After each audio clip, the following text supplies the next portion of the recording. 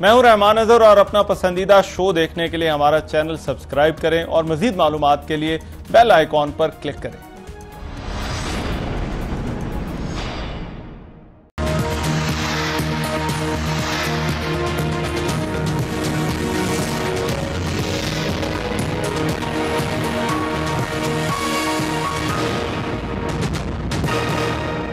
अस्सलाम वालेकुम, आपको आज के प्रोग्राम में खुशामदीद। क्या पीआईए और जाली लाइसेंस वाले पायलट्स का मामला मिस हैंडल किया गया?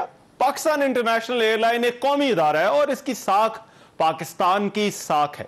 वफाकी वजीर शहरी हवाबाजी गुलाम सरवर खान ने तैयारा इंक्वायरी रिपोर्ट जब असेंबली में पेश की तो जाली पायलट्स के हवाले से जो इंकशाफात उन्होंने किए उसके बाद इस इदारे की साख पर सवालात उठ रहे हैं। कौमी एयरलाइन के लिए एयरपोर्ट्स और मुख्तलिफ डेस्टिनेशंस बंद हो रही हैं। पहले यूरोपीय यूनियन एयर सेफ्टी एजेंसी ने मंगल के रोज पीआईए की परवाजें बंद की। उसके बाद बरतानिया ने पीआईए का बर्मिंघम, लंदन और मैनचेस्टर एयरपोर्ट्स के लिए इजाजतनामा मनसूख कर दिया। मलेशिया की सिविल एविएशन अथॉरिटी भी पाकिस्तानी लाइसेंस होल्डर्स पायलट्स पर आर्जी पाबंदी लगा चुकी है।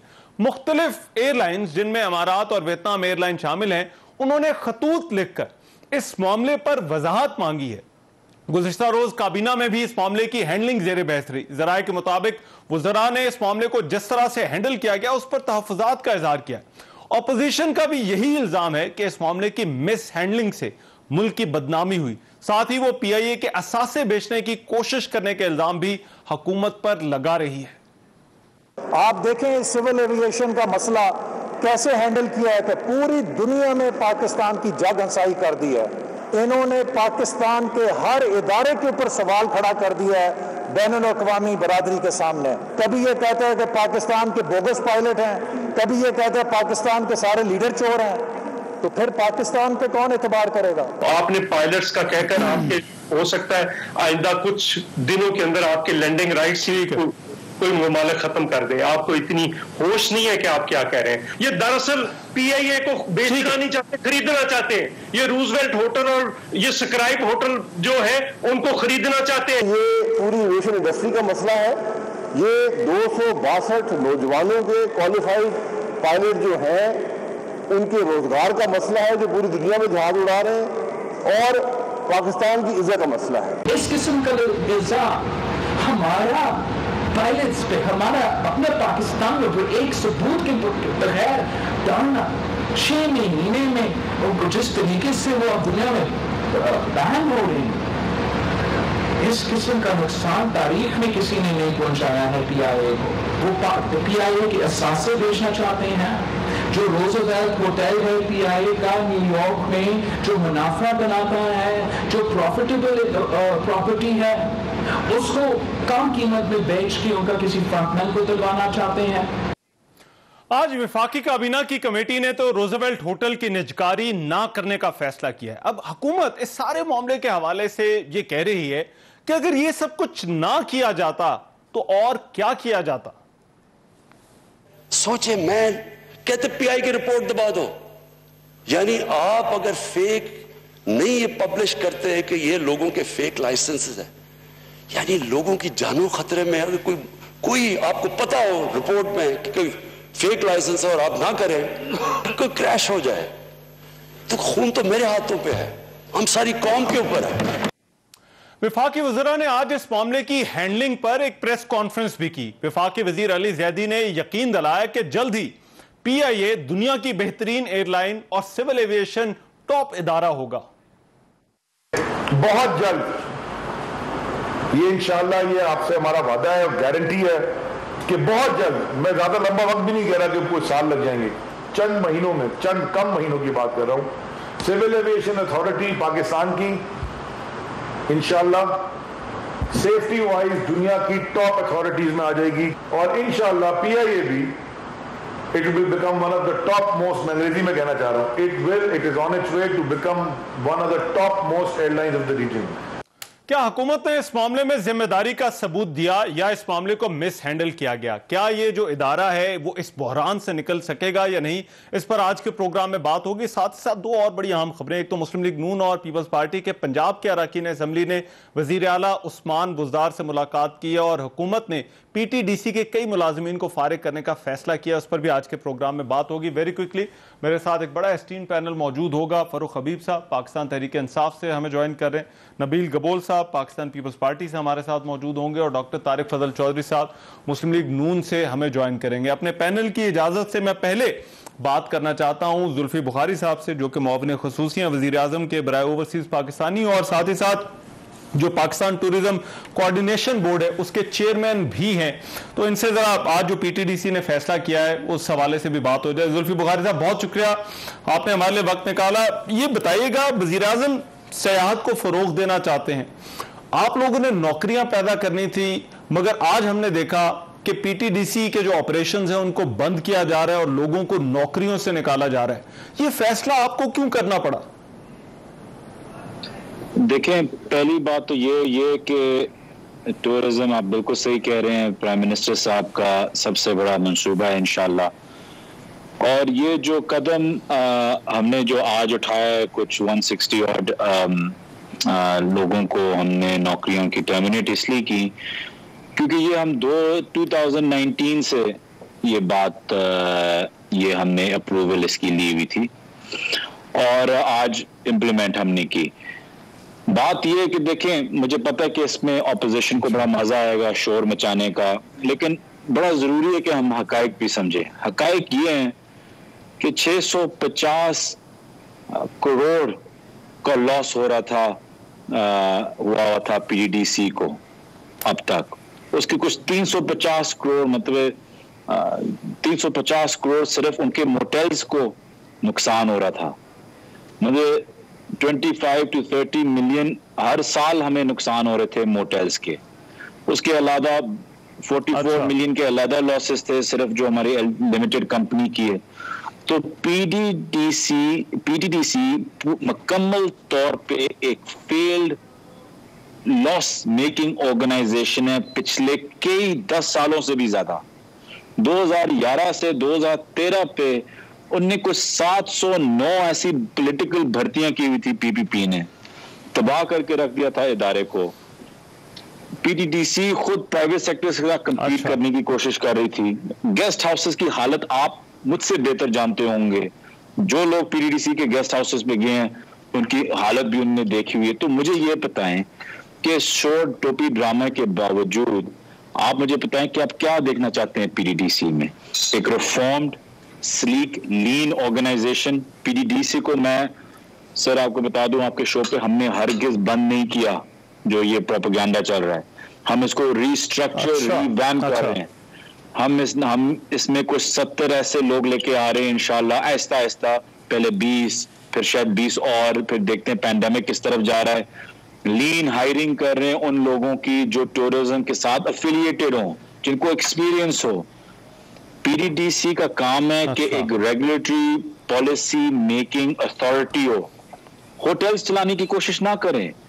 ये जो हमने उसके गेस्ट हाउसेस वगैरह जो हमने किए हैं, हमने सूबों को ये दे रहे हैं हम, और सूबे इसको कमर्शलाइज कर रही है लॉन्ग 30 साल की लीसों पे, कि जहां आपके पास बड़े प्लेयर्स आएंगे, इंटरनेशनल ब्रांड्स आएंगी, लोकल बड़े ब्रांड्स आएंगे, जिसकी जो हमारी जो टॉप जो लोकेशंस की PTDC के जो मोटर्स हैं, जब आप किसी को 33 ईयर की लीज देते हैं, वो फिर उस प्रॉपर्टी पे खर्चा भी करते हैं।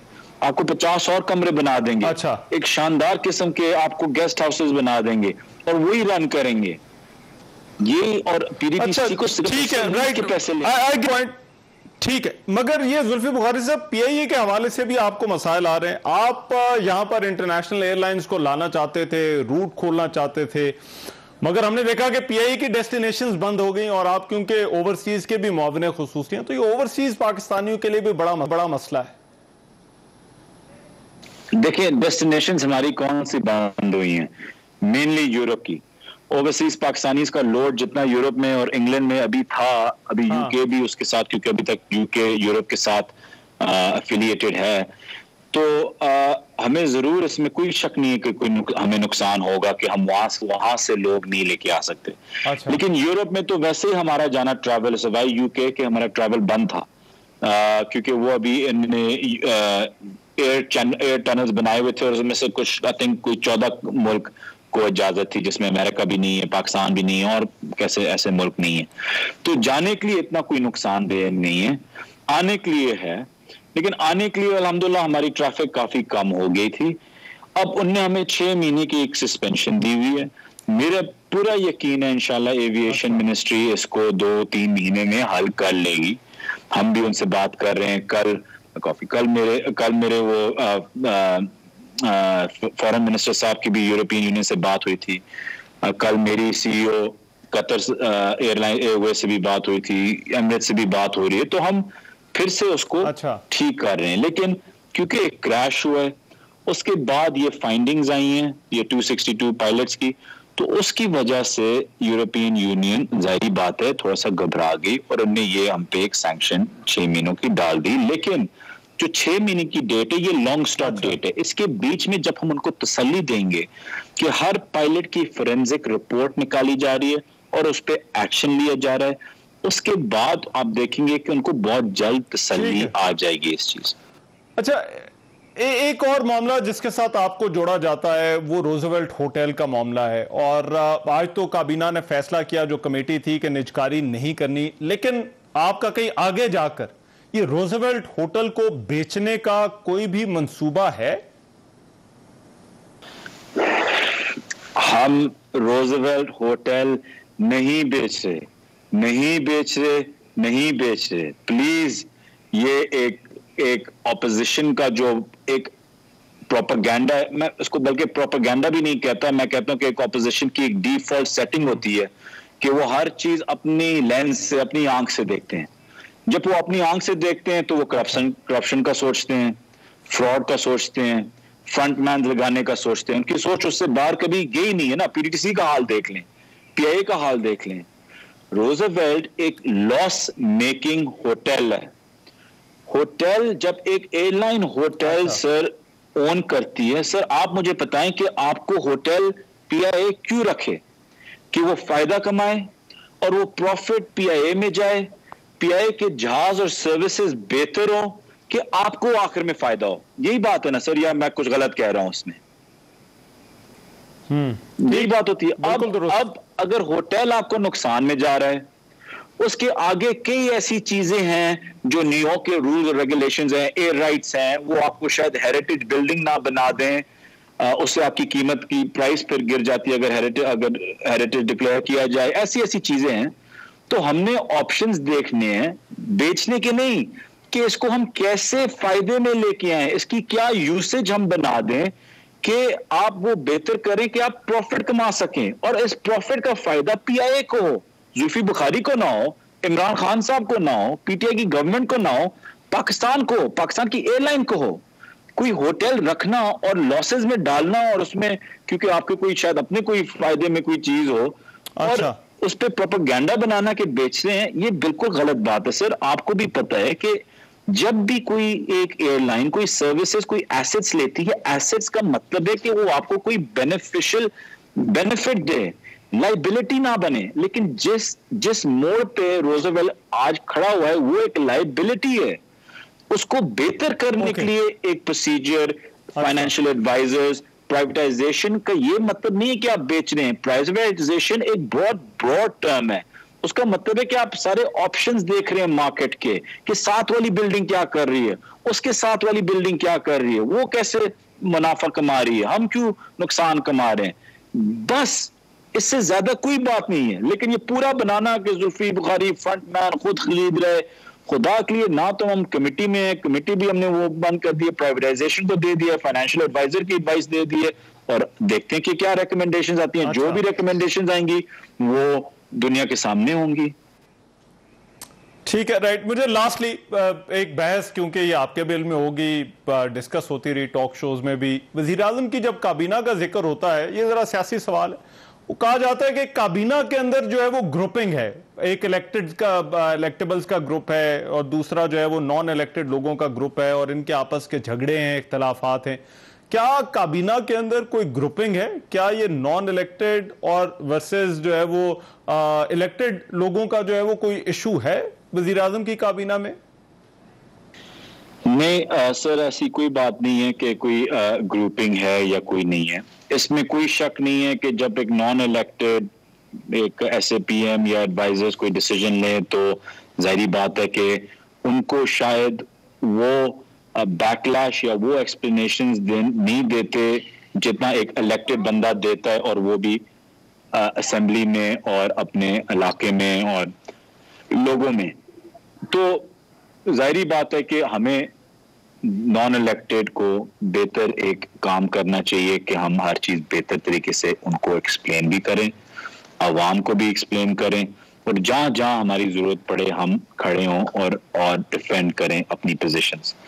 जहां तक मैं कह सकता हूं कि मेरी तो दोस्ती भी सारे इलेक्टेड की है। खैर मैं पॉलिटिकल फैमिली से आता हूं तो मुझे कोई इलेक्टेड नॉन इलेक्टेड में फर्क नहीं है इतना कोई, लेकिन बाकी जो हैं ये एक ज्यादा एक बनाई हुई चीज है रादर देन जो हकीकत है। जी ठीक है, राइट। मैं एक बहुत शुक्रिया, जुल्फी बुखारी साहब हमारे साथ मौजूद थे। मैं ले रहा हूं ब्रेक के बाद वापस आकर हमारा पैनल हमारे साथ होगा और डिबेट का आगाज करेंगे।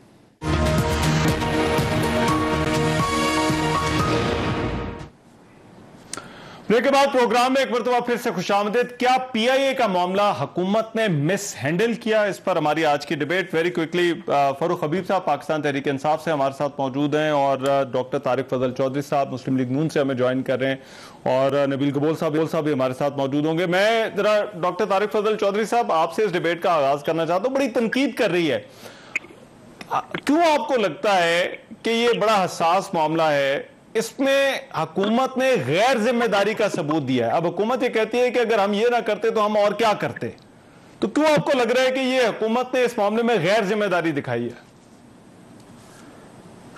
देखें, इसमें यह है कि कोई भी ऐसा काम जिससे आपको ये लगे कि ये गलत हो गया है, और हो जाता है, मतलब मेरे ख्याल में भी अगर उनसे गलतियां हुई हैं तो हम मानते हैं कि हमसे ये बात गलत हो गई है। और साथ ये भी कहा है कि हुकूमत जो है वो इंसानों की है, सिस्टम की नहीं है।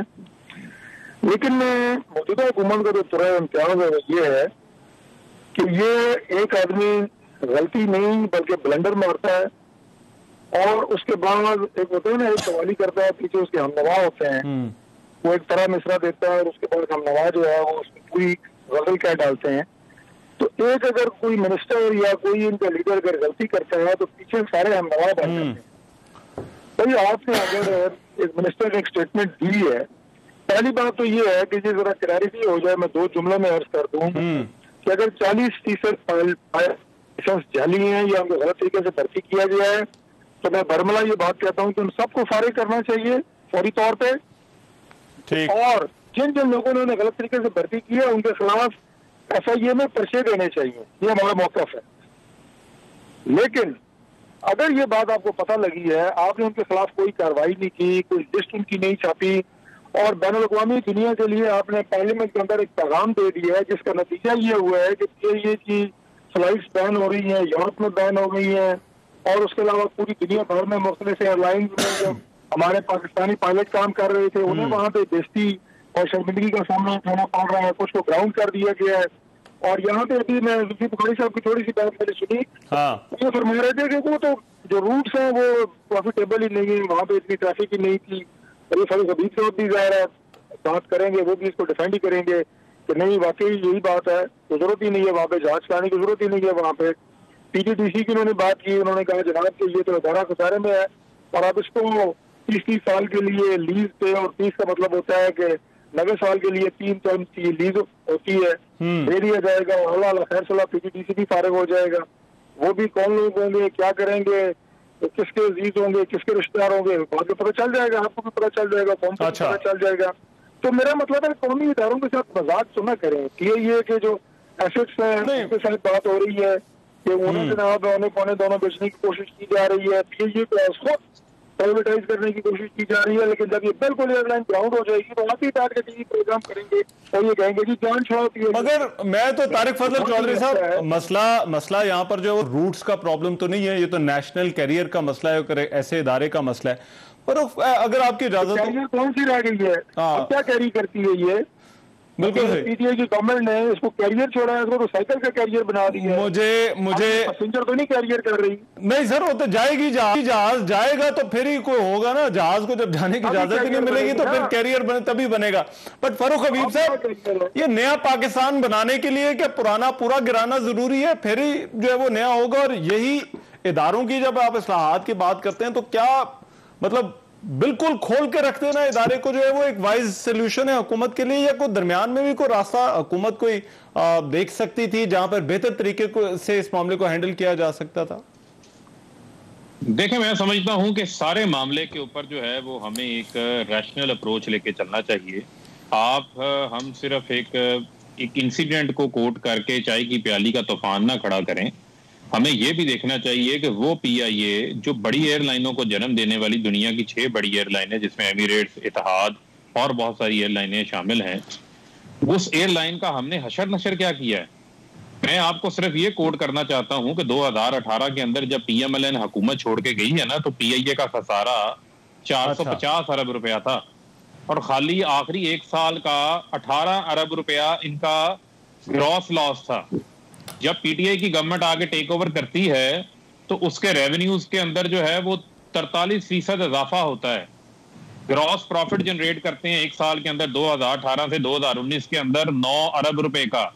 ये जो न्यू मैनेजमेंट आती है वो क्या करते हैं, आके स्ट्रिक्ट फाइनेंशियल कंट्रोल्स लगाते हैं, जो पुराने जहाज अबेंडेंट खड़े थे उनको ठीक करके चलाते हैं, उसके अंदर पीआईए के अंदर फाइनेंशियल डिसिप्लिन को बेहतर करते हैं, बेहतरी लेकर आ रहे थे। अब मुझे आप ये बताएं कि ये जो ईसा है इसने तो 2007-2009 में भी पीआईए को बैन किया था। थोड़ी बैकग्राउंड स्टडी करें, थोड़ी बैकग्राउंड स्टडी करें तो 2007 से 2009 में भी इसी ईसा का जिसका हवाला हम दे रहे हैं इसने पीआईए को बैन किया था। अब जरा सुन लें, आपका एक हादसा होता है कराची के अंदर। जब हादसा होता है तो दुनिया की सारी जितनी भी सेफ्टी के मुतल्लिका एजेंसीज हैं, चाहे वो ईसा है, साफा है, चाहे वो यूएसए से मुतल्लिका जो कि इन तमाम सिक्योरिटीज के मामलात को देखते हैं, उनके कान खड़े होते हैं और वो इसके ऊपर इंक्वायरीज का शुरू कर देते हैं, इसके ऊपर खदशात का इजहार ऑलरेडी शुरू कर देते हैं। मीनवाइल जो है जाली डिग्रीज के खिलाफ जो है वो मौजूदा न्यू मैनेजमेंट पहली कार्रवाई कर रही थी और तहकीकात के दौरान पता चलता है कि 2010 से 2018 के दौरान जिस तरीके से सिविल एविएशन के अंदर सियासी भर्तियां करके उन लोगों को उन जगहों पर बैठाया गया जिन्होंने जाली लाइसेंसेस दिए पायलट्स को। 262 आप ये कह रहे हैं कि इस्लाहात का, देखें आपका ये कहना है, मैं नबील कबूल साहब के पास चला जाऊं, आपका मुझे 30 सेकंड दे दें, कंप्लीट कर लें। मेरा एक ये सवाल है आपका कि अगर मिनिस्टर इसको आगे असेंबली में ना बताते इन ये होने वाली तहकीकात को, मुझे आप बताएं कि आज हमारा मीडिया इतना तेज है कि कोई रिपोर्ट तैयार होती है किसी भी मिनिस्ट्री के अंदर तो सबसे पहले जराए के जरिए आपको पहुंच जाती है, वो आप लोग ब्रेकिंग न्यूज चलाते हैं। हुकूमत कार्रवाई ना करती, खुदा न खास्ता ये इंटरनेशनल इदारों को पता चल जाता। आपके पास तरीका यही था, जिम्मेदाराना तरीका यही था। ठीक है नबील कबूल साहब, हमने जिम्मेदाराना इसको ठीक करेंगे, यही था, लॉन्ग टर्म क्रेडिबिलिटी डेवलप करेंगे। एक मिनट दे दो सर जरा, मैं लॉन्ग टर्म क्रेडिबिलिटी डेवलप करेंगे। सर एक मिनट नबील कबूल साहब। जी रहमान साहब, मैं पहले तो माजरत हुआ हूँ आपसे क्योंकि मैं देर से आके अपनी कुर्सी में बैठा, लेकिन जब आपने जुल्फी बुखारी को लिया तो मैं वॉशरूम चला गया था। तो लेकिन मैंने इतना आखिरी ये वाला इशू सर आपको पता होगा। अब पीआईए का इशू देखें, ये है कि मैं खुद एक पायलट हूँ, मैं भी फ्लाइंग करता रहा हूँ और मैंने भी लाइसेंस लिया है। मुझे याद है एक दफा मैं सिविल एविएशन अथॉरिटी के पास गया था अपना लाइसेंस एक्सटेंड करने के लिए। तो लाइसेंस एक्सटेंड करने से पहले आपका जो है पूरा मेडिकल चेकअप होता है, तो मुझे उन्होंने मेडिकल चेकअप किए बगैर जो है वो उन्होंने एनओसी दे दिया।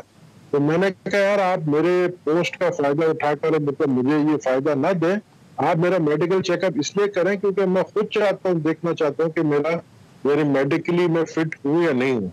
तो वो मतलब सिविल एविएशन अथॉरिटी में ये सब कुछ चलता रहा और मेरे आंखों के सामने हुआ।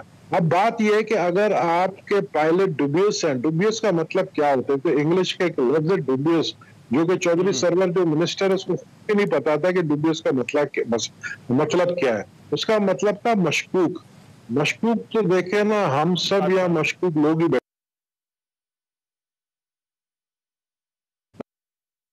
इस फील्ड में, लेकिन आप जब तक इंक्वायरी का रिपोर्ट, जब तक फुल एंड फाइनल इंक्वायरी नहीं करते, आप अपने कपड़े नहीं उतारते हैं, नहीं बताते हैं हम फ्रॉड हैं, आप दुनिया को नहीं बताते हैं हम जाली हैं, आप दुनिया को नहीं बताते हम सेलेक्टेड हैं। आप पहले इंक्वायरी करते हैं, फाइनल जब आपका आता है सब कुछ रिपोर्ट और फाइनली आपको पता चलता, आप इन सारे पायलटों को करते अंदर, फिर मजा आता, फिर आप करते सिविल एविएशन के जितने ऑफिसर्स थे जो पिछले जितने भी आए हुए हैं जिन्होंने ये लाइसेंस दिए, उन सबको करते अंदर। आप डीजी सिविल एविएशन जो उस वक्त के थे या अभी के भी जो सिविल एविएशन के डीजी है उसके खिलाफ भी कार्रवाई करते हैं। क्यों करते? क्योंकि 2 साल तक वो बंदा खामोश रहा है,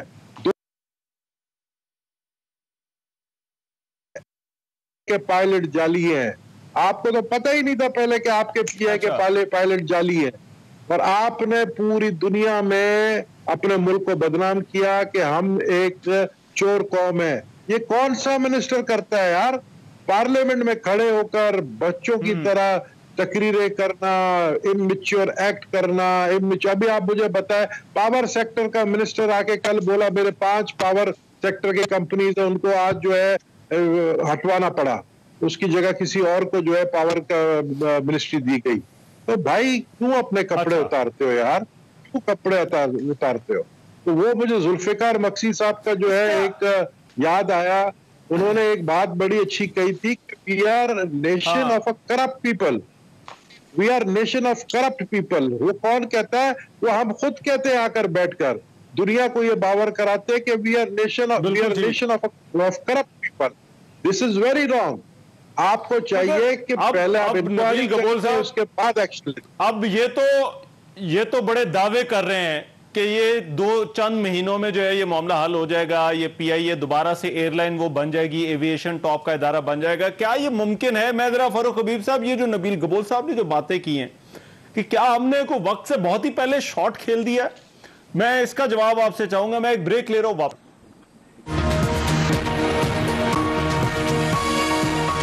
का मामला मिस हैंडल किया। मैं फारूक हबीब साहब के पास जाने से पहले जरा तारिक फजल चौधरी साहब से एक चीज जानना चाहता हूं। तारिक फजल चौधरी साहब, ये पीआई के दाते वो किसी से ढके छुपे नहीं थे।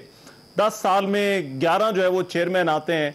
तो क्या इदारों में इस्लाहात के लिए इस तरह की कड़वी गोलियां हमें निगलना नहीं पड़ेंगी, फिर ही कहीं जाके रिफॉर्म्स होंगी?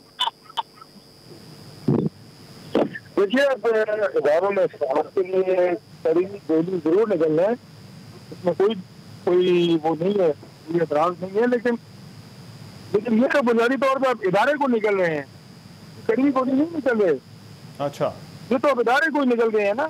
अभी जो किसी के बारे में अभी मिनिस्टर साहब जो बात कर रहे थे, जल्दी बुखारी साहब के जनाब, ये 600 अरब का नुकसान, 600 करोड़ का नुकसान, अभी अगले 6 महीने बाद आपको वज़रा ये कहते हुए नजर आएंगे कि जनाब पीआईए में इतने अरबों का नुकसान, इतने अरबों का नुकसान और फलां नुकसान, और इदारा बैठ के आज खड़े हैं, उनको जंग लग रहा है। अब आप बताएं क्या करें? इनको भेजे ना तो क्या करें? यही खत्म, इदारा निकल गए, अल्लाह खैर चला, डालेंगे पिछली हुकूमतों पे। और भाई पिछली हुकूमतों में भी अगर ये शुरू से खसारे में था, हमारे दौर से खसारे में था, या तो ये होना कि हमें ये मिला हो कि जिस तरह एमिरेट्स और इत्तेहाद एयरलाइन है, फिर तो कहें जनाब कि नून लीग ने इसको खराब कर दिया।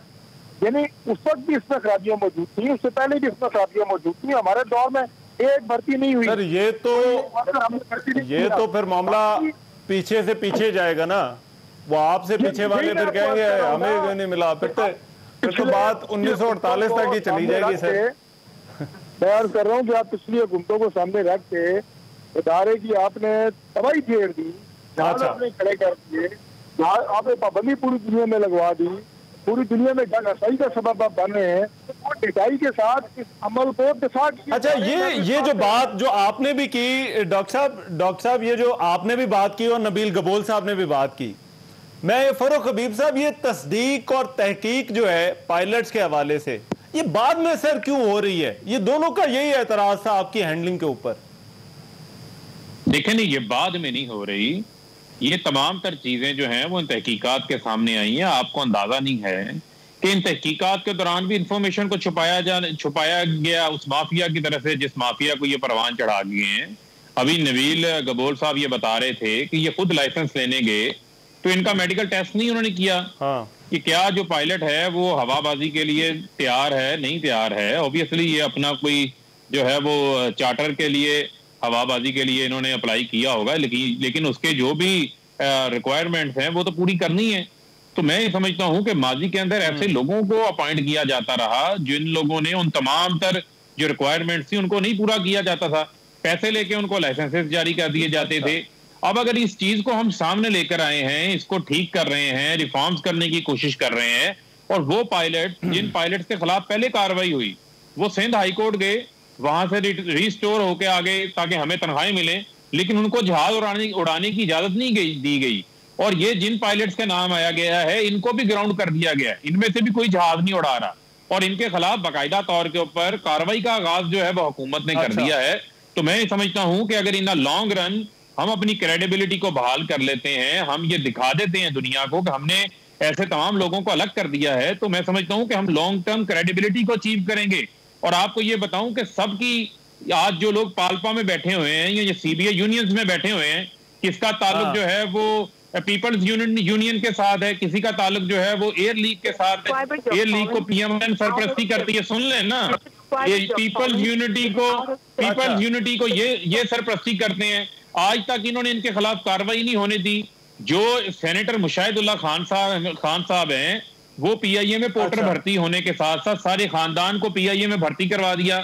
आज वो सेनेट की एविएशन कमेटी के चेयरमैन हैं, वो वहां पर चेयरमैन पीआईए को कहते हैं कि आप इन जाली डिग्रियों वालों पायलट्स के खिलाफ कार्रवाई ना करें, आप इनको आधी तनख्वाह पे रख लें।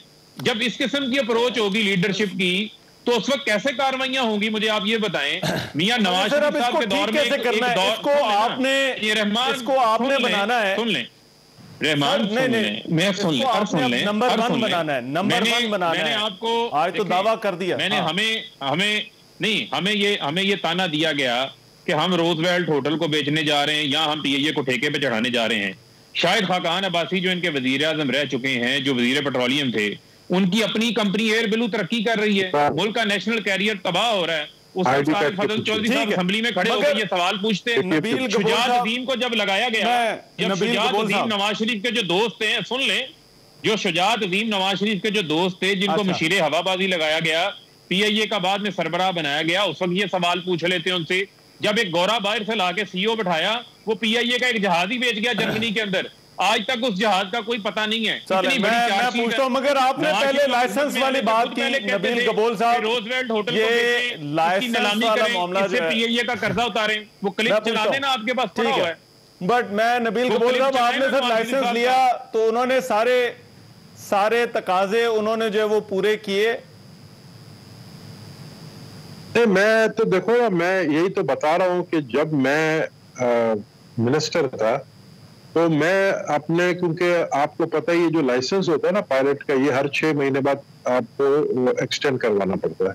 उसके लिए आपकी मेडिकल भी होती है, सब कुछ होता है, और आपको जो है, मैंने आपको एक मिसाल दी कि मैं गया, उन्होंने कहा सर क्या जरूरत है मेडिकल की, बस आप। मैंने कहा भाई मुझे समझ नहीं आ रही है कि ये आप लोग मुझे क्यों दे रहे हो। मैं खुद, मुझे शक है कि मेडिकली मैं अनफिट हूँ, तो मुझे आप पहले मुझे वो उसको वो कहते हैं, अच्छा अल्फाज में भूल गया हूँ, मेडिकली फिट सर्टिफिकेट उसको कहते हैं, वो मुझे करके दे। तो मैंने फिर अपना खुद जो है, ये सारे काफी टेस्ट होते हैं, वो टेस्ट जो है करवा कर फिर मैं गया। ये मैंने आपको मिसाल दी, सिविल एविएशन में ये सारी चीजें होती रही हैं। और मैं एक और बात आपको बताऊं, अच्छा देखिए बात यह है कि जब किसी इदारे, आपने सब कुछ पायलट पे डाल दिया, लोग कहते हैं जी पाल्पा वालों को सपोर्ट नहीं करें, हम नहीं करते सपोर्ट, हम कहते हैं आप उनके खिलाफ एक्शन लें। लेकिन अभी जो हमारे पास इतलात आई हैं कि आपने 240 को मशकूक करार दिया है, आपने मशकूक करार दिया, लेकिन आपने अभी तक आपके एविडेंस नहीं है कि इन्होंने एग्जामिनेशन में किसी और को बिठाया है। मशकूक वाला मसला है। मैं एक नबील कबूल साहब, मुझे एक ब्रेक लेनी पड़ी है, ब्रेक के बाद जरा यहीं से कंटिन्यू कीजिएगा। मैं एक ब्रेक ले रहा हूं, बाहर हूं। ये मशकूक पायलट्स वाला इशू, जरा इस पे बात हो।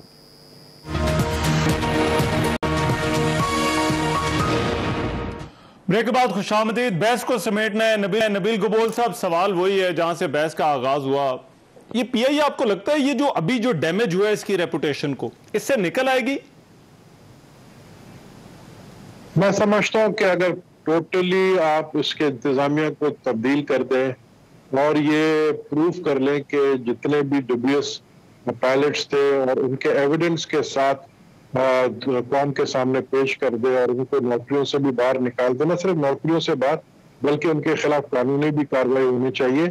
उसके बाद फिर शायद 2-4 साल बाद दोबारा पीआईए उठेगी, लेकिन फिलहाल पीआईए बंद हो चुकी है। अभी आप भी, मैं नहीं समझता अपने फैमिली को पीआईए में सफर करने की जो है सिफारिश करेंगे कि जी आप जाएं पीआईए में। हर कोई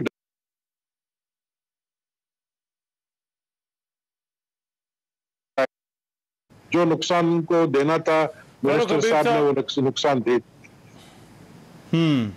ठीक, फारूक हबीब साहब, ये बहुत बड़ा क्राइसिस है। आपको लगता है कि हुकूमत, जो आज अली जैदी साहब बात कर रहे थे कि ये सालों में नहीं होगा, ये चंद महीनों में हम इसे दोबारा निकाल लेंगे और एतमाद को बहाल कर देंगे, ये क्राइसिस, ये है एतमाद का क्राइसिस जिसका नबील साहब ने अभी जिक्र किया?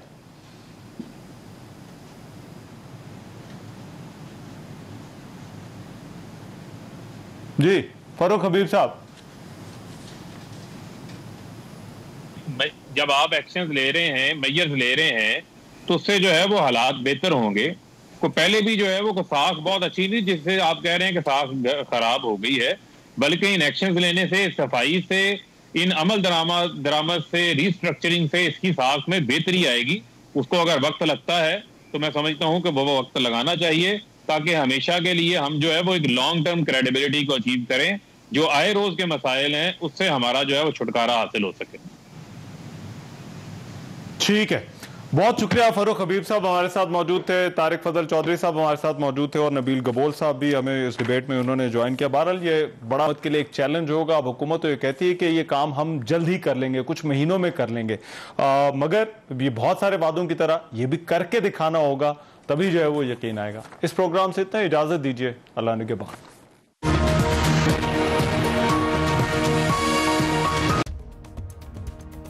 मैं हूं रहमान अजहर और अपना पसंदीदा शो देखने के लिए हमारा चैनल सब्सक्राइब करें और मजीद मालूमात के लिए बेल आइकॉन पर क्लिक करें।